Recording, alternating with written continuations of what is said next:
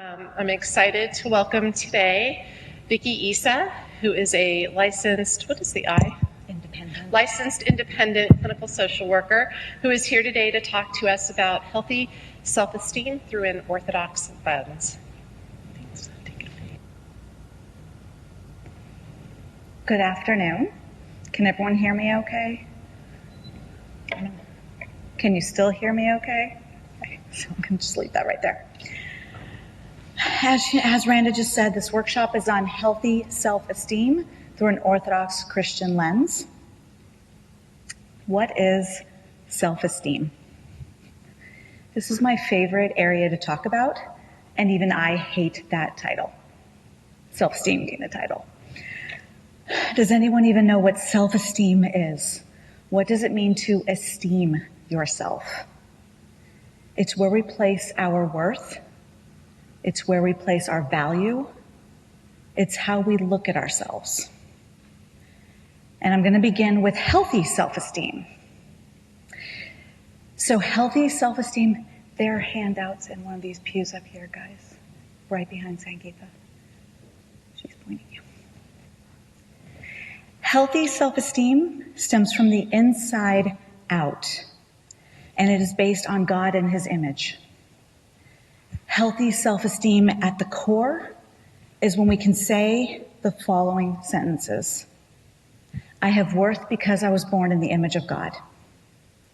I stand equal to all, eye to eye and toe to toe. I am not better nor worse than others. Nothing I say or do adds to my worth nor detracts from my worth. I am enough and I matter in spite of my flaws and imperfections. I can hold myself in warm regard in spite of my flaws and imperfections. Note, these last two recognize our humanness, that as humans we are imperfect. We are flawed. And yet, I have yet to meet the person who believes those statements without therapy or coaching. Which leads me to unhealthy self-esteem. And actually, the rest of this workshop is about unhealthy self-esteem, and the Orthodox Christian perspective is the healthy stuff. It's the goal. And we live in a fallen world. Today I'd call it a secular world. So the Orthodox Christian lens is the healthy stuff that I just started with. I will trickle it in for the rest, but now, like I said, the focus is on the unhealthy side. Unhealthy self-esteem comes from the outside in, and it comes from one of the following three sources. I have a fun mnemonic device for these sources, which happens to be my last name. And I'm going to mention the sources first, then I get into detail on each one. So my last name is Isa, E-A-S-A. E is for esteem. A is for achievements. S is for society. And A is for assets or attributes. Achievement.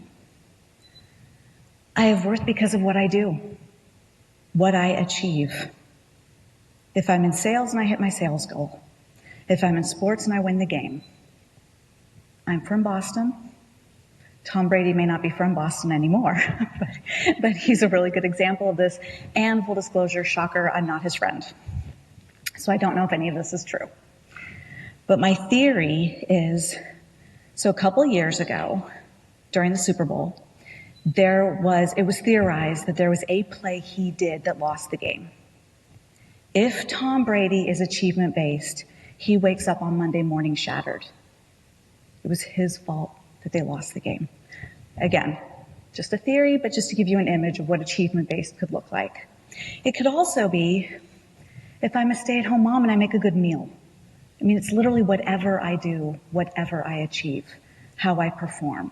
And that's where my value and my personal worth stems from, in my unhealthy place.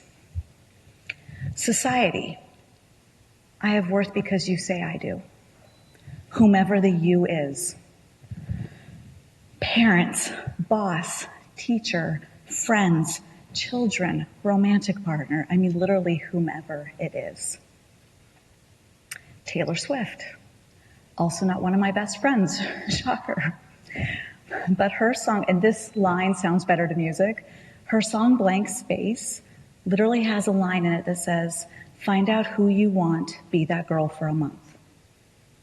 That's society, or what I also call other-based.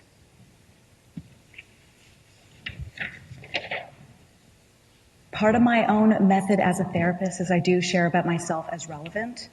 So my clients know I myself am society-based. I had to be the teacher's pet in school. I had to be the boss's favorite.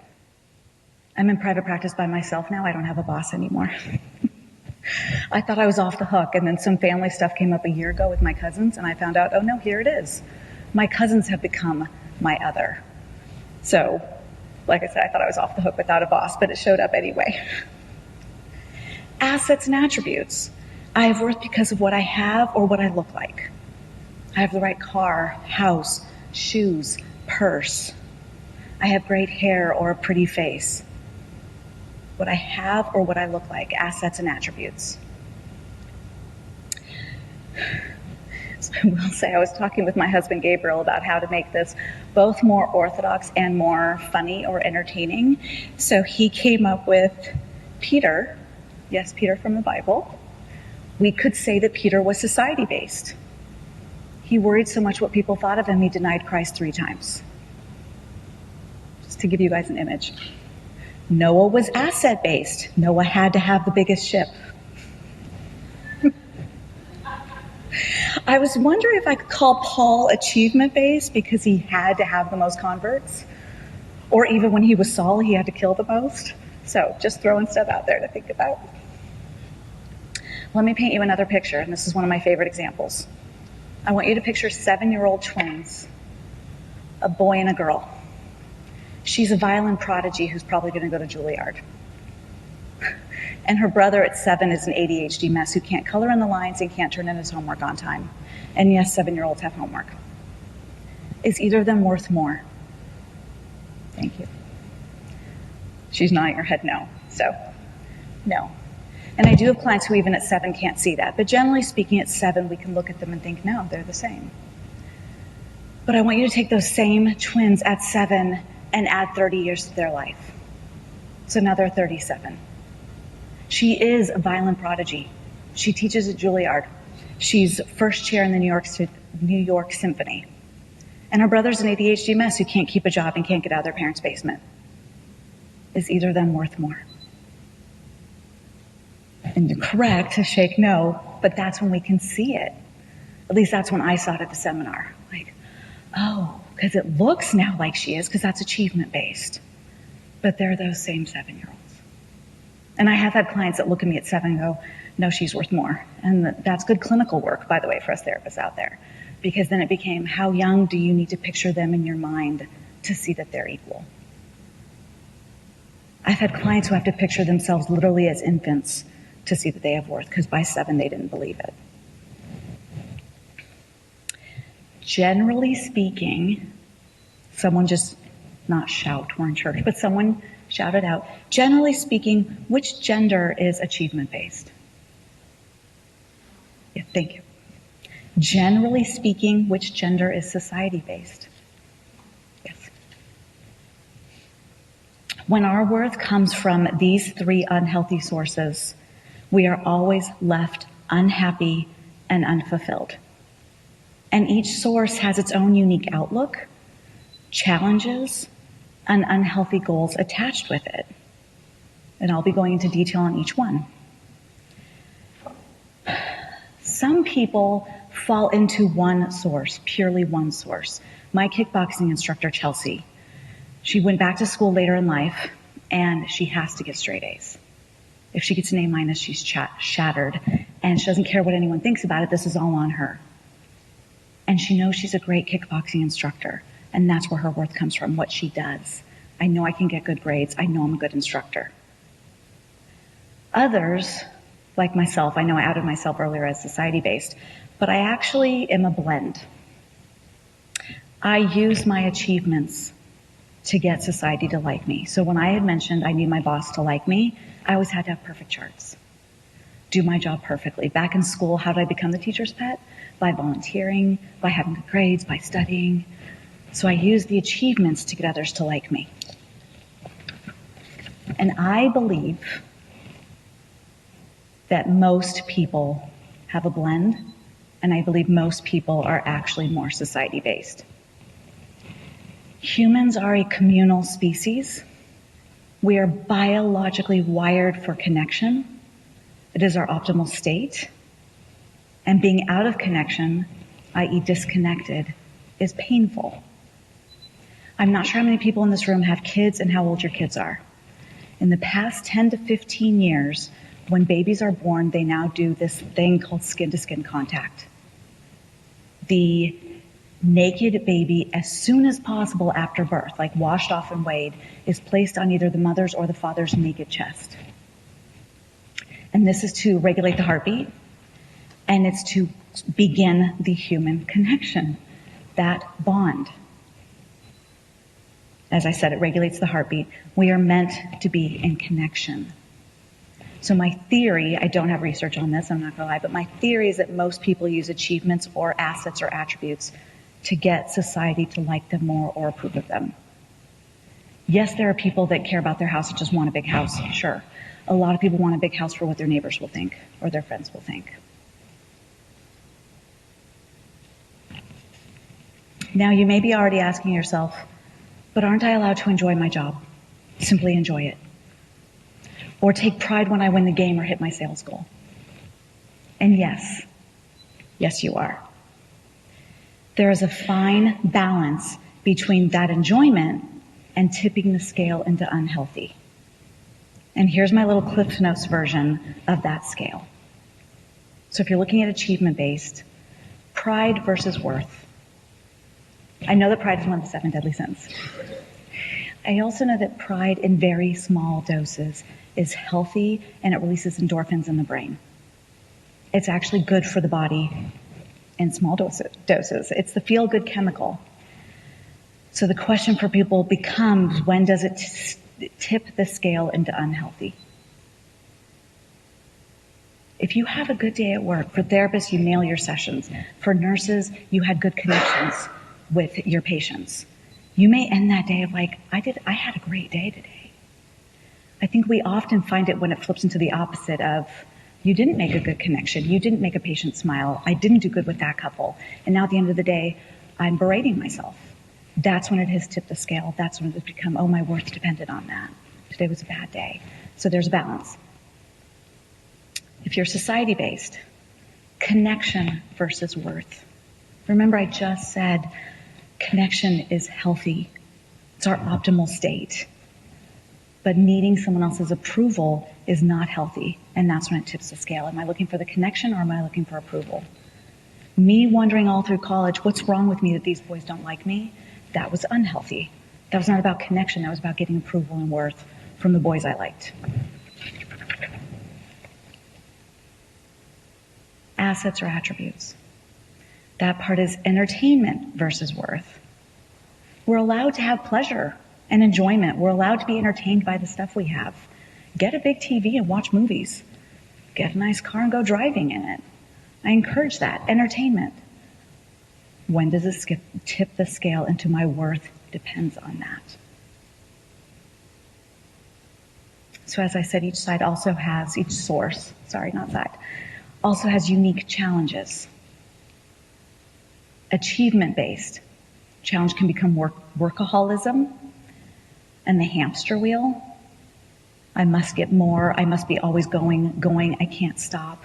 You're always trying to outdo yourself. You're worried about the next younger, better person that's going to come along and outdo you. Society-based, you become obsessed with the other, whomever the other is, and we can't control how people think and feel about us, and it actually becomes a type of manipulation. How do I make sure that you're okay with me? Because I'm not okay with me unless you're okay with me.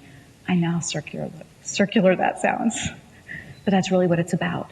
I'm not okay myself if you're not okay with me.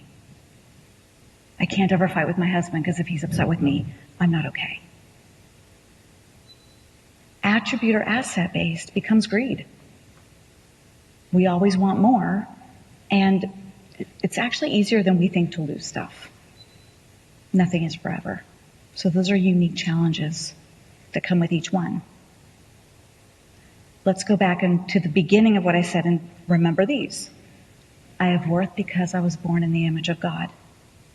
I stand equal to all, eye to eye and toe to toe. I am not better nor worse than others. Nothing I say or do adds to my worth nor detracts from my worth. I am enough and I matter in spite of my flaws and imperfections. I can hold myself in warm regard in spite of my flaws and imperfections. See how these unhealthy sources don't line up with those healthy statements. That's where the disconnect is. And each person, for their own unique reasons, typically in childhood, doesn't believe those healthy affirmations. So that's where the work happens. Which of those don't you believe? And let's help you get to the source of why don't you believe those. One of my clients is very achievement-based, and every time I say to him, let me back up. I want to add that as a side note, for my non-Christian clients, I do leave off I was born in the image of God. So for my non-Christians, it's I have worth because I was born, period. That's actually how I was taught that statement at the training. I have worth because I was born. I have added in the image of God. One, because it's true. I mean, it's true for our non-Christians too, but they don't want to hear it. And two, because my Christian clients really appreciate hearing it.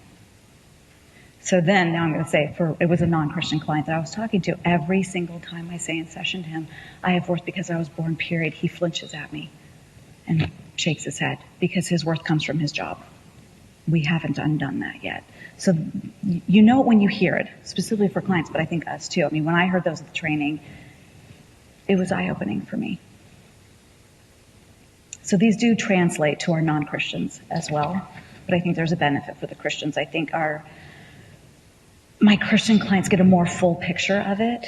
And my goal, eventually, I would love to have a fully Orthodox practice. And short of that, I'd like to have a fully Christian practice. I'm just not there yet. I don't know if anyone in here has a fully Christian practice, but that's my goal. I did have in here small groups. So I don't know if we want to do this as small groups or if you guys just want to talk loosely, not even at the microphone, but basically doing some internal work of where do you fall? Where do you think your parents might have fallen? You likely learned this stuff, like I was saying, in childhood. I wonder what messages you might have gotten. Were you trying to get their approval? Were you trying to feel connected to your parents? So I welcome you to look into some possible different reasons where this might have stemmed from as well. Do you guys want to do it in small groups? Okay, so yeah, that. You don't want to just shout it out for the world to hear?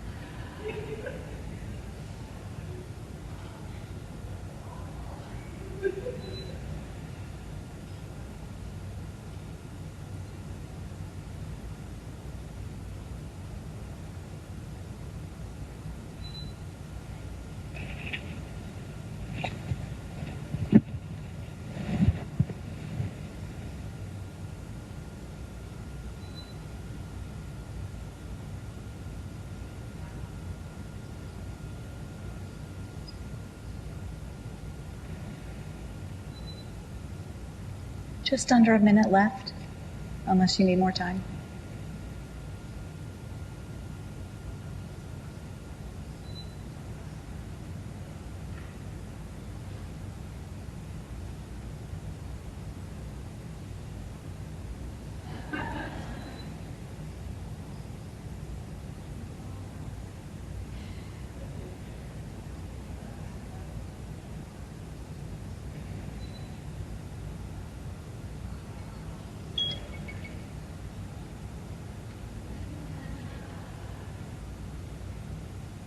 That was 5 minutes.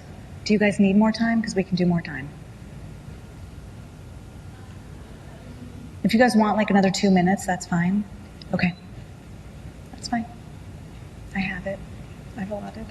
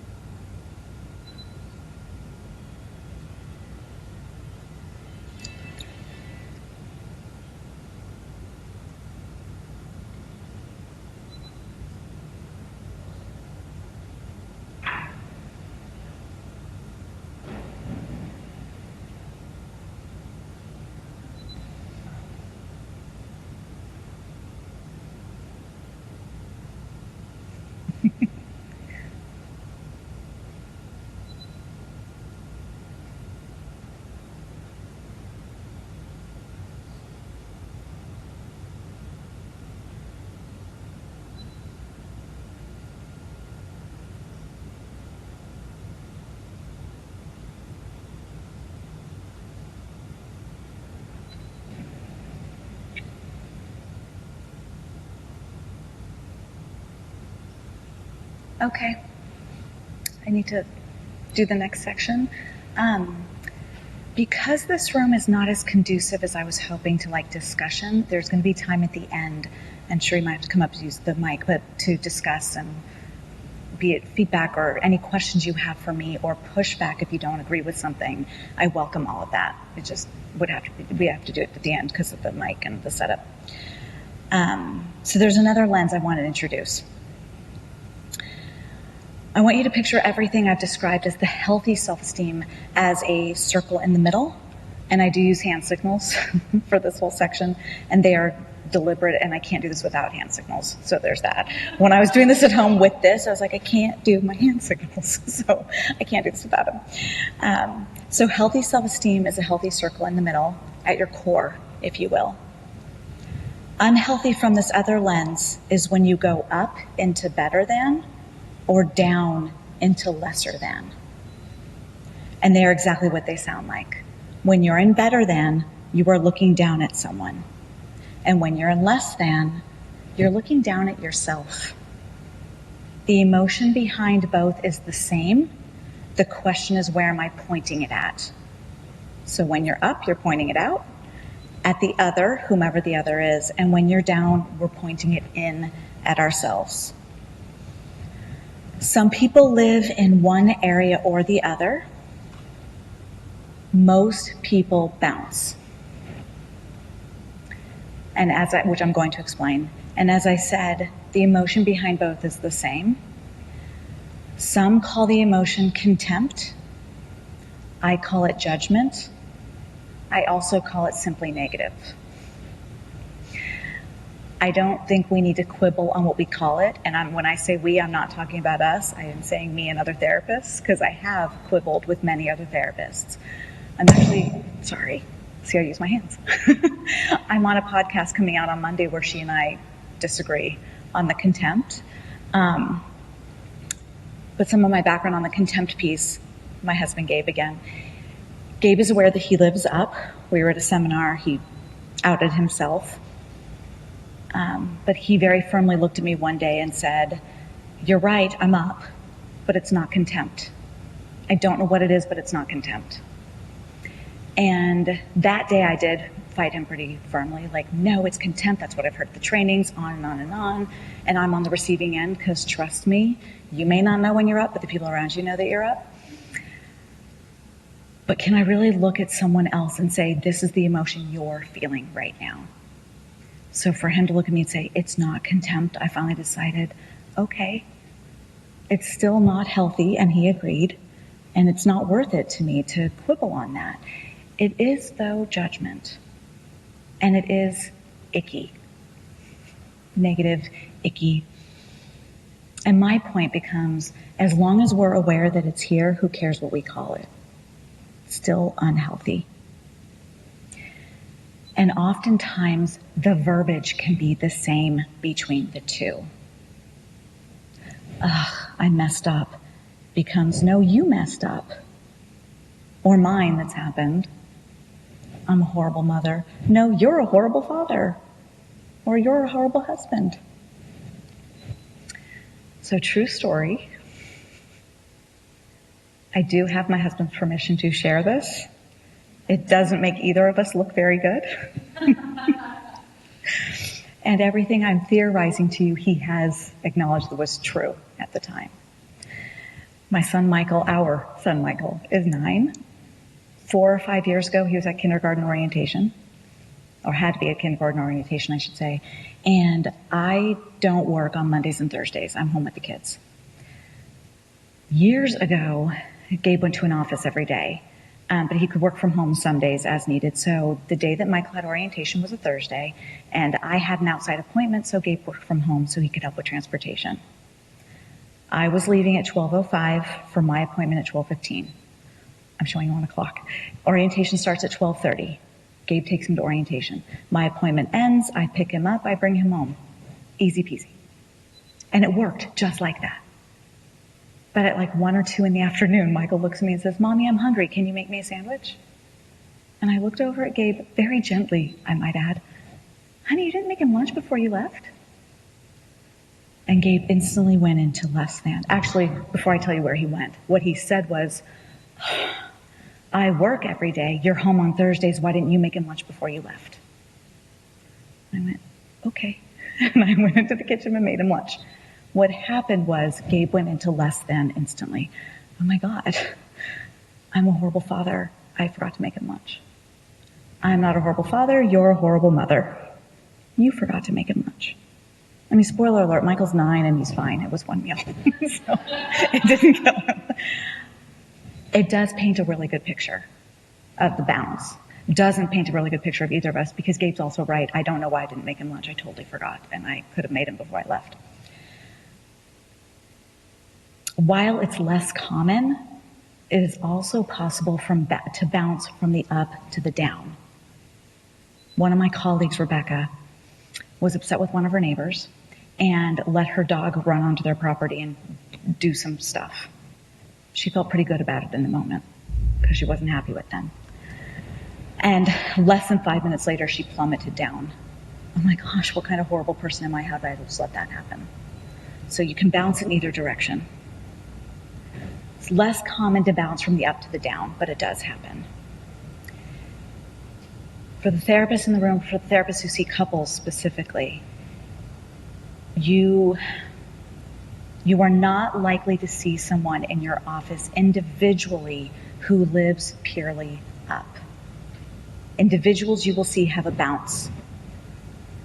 If you see someone who lives purely up, now that I'm teaching this lens, it has to be in a couple session.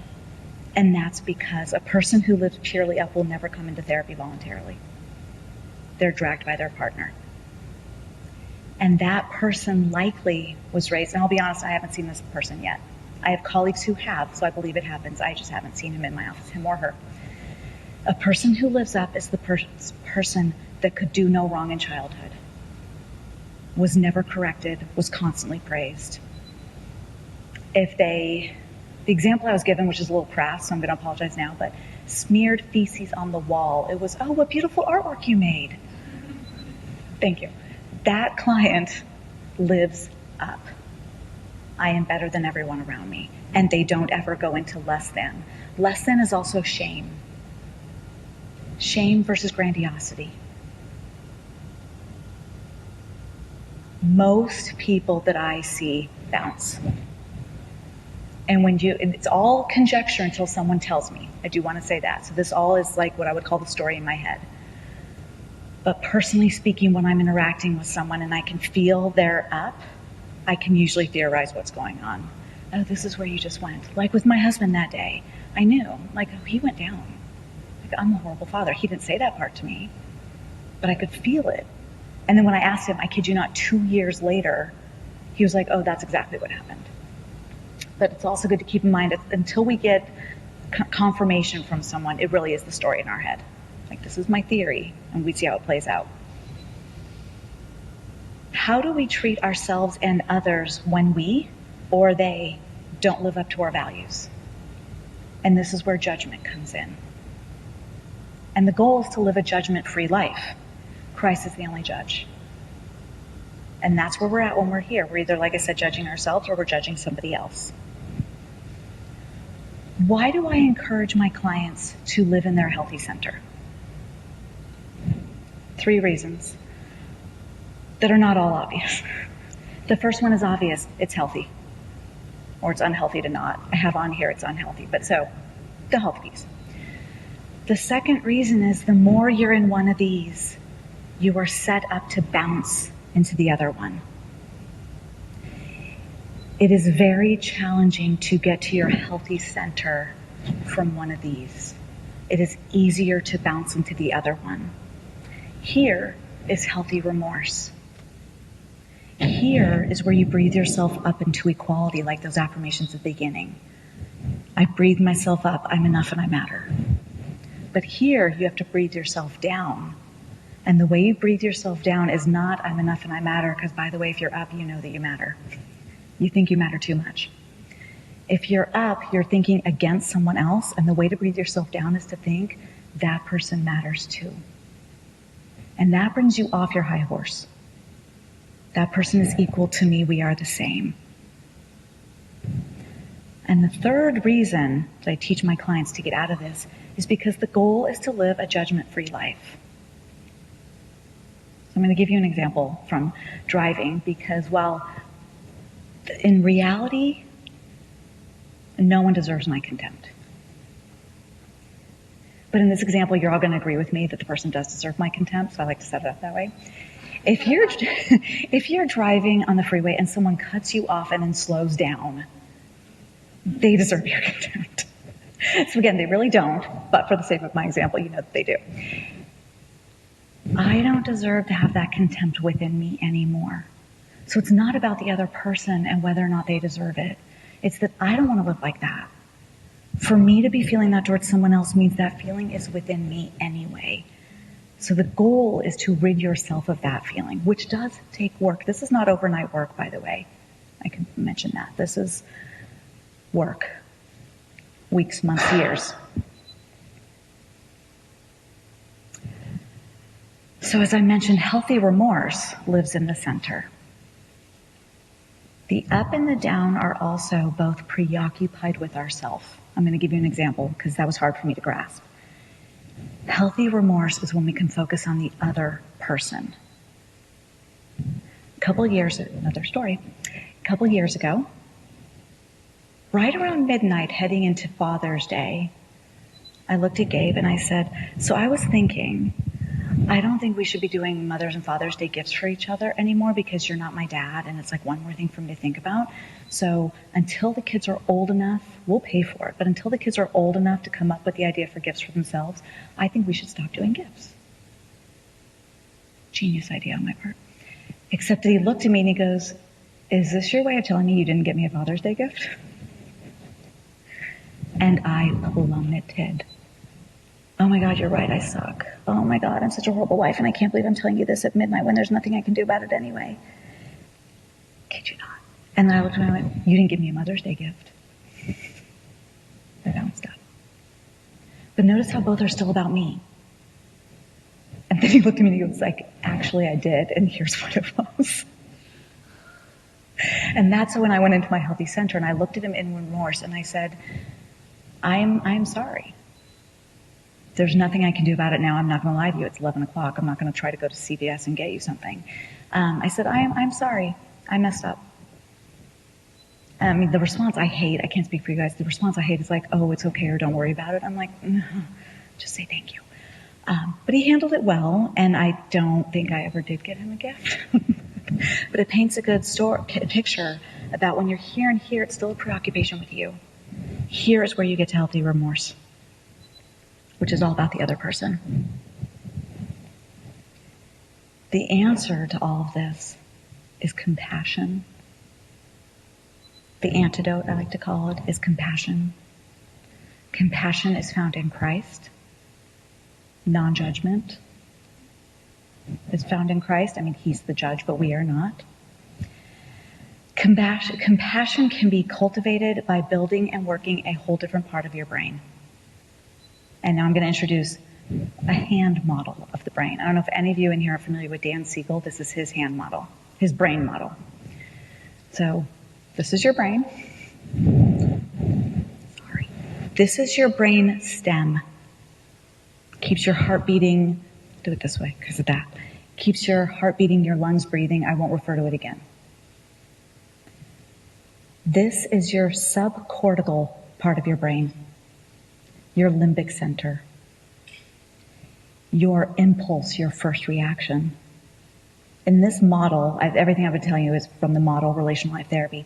We call this your first consciousness because it happens first. This part of your brain is focused on survival, self-preservation. This part of your brain is scanning for safety versus danger 4 times a second. You couldn't correct this if you tried. 4 times a second. When you can pause and breathe, you can activate this part of your brain, which is called your neocortex. It's your higher layer of thinking. This part of your brain will shush and calm the rest of your brain. We call it your second consciousness because it happens second. This part of your brain can take up to 3 seconds to kick in, which doesn't sound like a long time, but if you're looking at 4 times a second to 3 seconds, it's 12 times slower. It is not emotion versus logic. It is emotion and integration, which is logic and emotion. This is the two working together, and the agenda of this part of the brain is connection. Me, us. How do we work together? How do we get back on the same page? We being whoever it is. Me and my kids, me and my coworkers, usually me and my husband. He tends to set this off, which, by the way, is not unique to us. Our spouse has a unique way of doing that. This is relational mindfulness. And this is where all skills live. So everything, all the unhealthy stuff that I've been talking about lives here. And the healthy affirmations, I have worth because I was born in the image of God, those live here. And this takes work. I literally tell my clients, none of them do this, but I tell my clients, I want you saying those healthy affirmations at least once a day, if not more. You have to rewire the part of your brain that doesn't believe in it, that's here. And it doesn't believe in it from stuff you heard in childhood. I think it was Dean who might have mentioned yesterday, like, if you heard in childhood you're worthless, you're this, you're that, that's all going to live here. And if you believe you're worthless, can you possibly believe I have worth because I was born in the image of God? I mean, literally, even grammatically, those two don't fit. So this is a whole new skill. And learning a new skill in adulthood can take up to 3 to 5 years. That's the bad news. I mean, it's not a whole painful process of 3 to 5 years, but this does take rewiring. This is a whole different way of living. But I welcome you on the process. And now I open it up if anyone has discussion or questions, comments.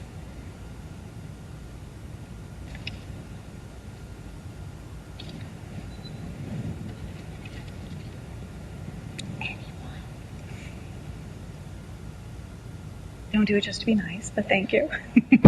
Well, we had a We had a discussion in our small group that I wanted to get your input on because I'm a child of immigrants. Many of us here are children of immigrants, or our churches have that. And we were discussing how some of these achievement-based or whatever other base, society-based, might be a survival tactic that has developed from being an immigrant in a brand new country. And I was wondering if you could possibly speak to that and what it might imply for churches. Oh. What am I looking for churches? That's going to stump me for a minute. The first thing that comes to my mind is that's when it looks at the balance of it's okay to take pride in your work and pride in your achievements, and have your parents be proud of you. Where it tips the scale into unhealthy is when it's your worth. And I would also say, so this also gets into a little bit of boundaries, which is not part of this at all, but I could talk individually about it. And this is really harsh to say, but it's really hard to not absorb our parents' issues. So specifically for immigrants, I would say, when our parents are putting that stuff on us, that's a boundary issue where we have to think like, that's my mom's journey, I don't have to absorb it, which is hard and then can create some disconnect. And so then there's going to be some grief with that. And there's so much I couldn't get into, but getting healthy often entails grief because not everyone with us is healthy. And getting healthy can also actually lead to loneliness because it can be really lonely to be the healthy one. Like in the circle of friends you're with or anything, it can be lonely when you're healthy and other people aren't. Depending on how unhealthy friendships can be, I actually don't recommend that my clients cut off friends. I do recommend my clients are just aware and like have healthier boundaries with certain friends, like know what you're dealing with. I have very unhealthy friends, some of them, not all of them. And I'm not going to end those relationships. I just know what I'm dealing with when I go into it. And I do also recommend to my clients, teach everyone you know this new language because it's easier to use this vernacular. Yes, my husband and I use the terms up and down at home. I use my hand signals with my children. My daughter goes up. That's her go-to, and my son goes less than. But I use this at home, and they're 8 and 9. And I know my daughter, as I said, the balance, when she's up, I can look at her and I know, you feel less than your brother right now, don't you? You're lashing out because you feel less than him. Yes, Mommy. 1, she feels better because she feels seen and connected. And 2, she knows she's unhealthy. But yes, I do think, I like that you said the achievements. That is a little bit about boundaries of not absorbing our parents' expectations. And still feeling proud of it. Like I really do want to emphasize it's okay to be proud of ourselves in moderation. Does that help? Okay. And I don't know about the church's lens yet. I'm going to have to think about that. Anyone else? Are you up here to cut me off or with a question? Thank you, Vicki. It was very helpful. I liked your model, and I love your imagery too. And I think especially with kids, and not just clients, but even just in our own homes with our children, using that is a great way to teach. So thank you.